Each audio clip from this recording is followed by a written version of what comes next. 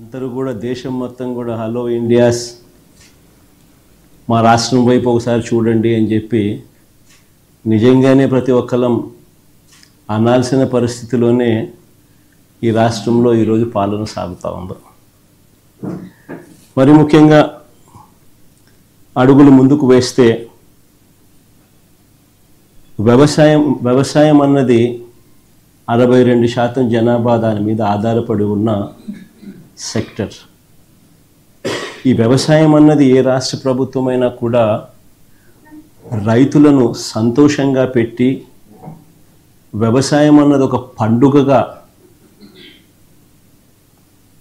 చేస్తేనే, రైతు సంతోషంగా ఉంటేనే రాష్ట్రం సంతోషంగా ఉంటుంది. రైతు కూలీ సంతోషంగా లేకపోతే రాష్ట్రం ఎప్పుడూ కూడా ఎదగదు, వెనకడుగు వేయాల్సింది. మా హయాంలో పండుగగా ఉన్న వ్యవసాయం చంద్రబాబు నాయుడు గారి హయాంలోకి వచ్చేసరికి అది దండుగలా మార్చిన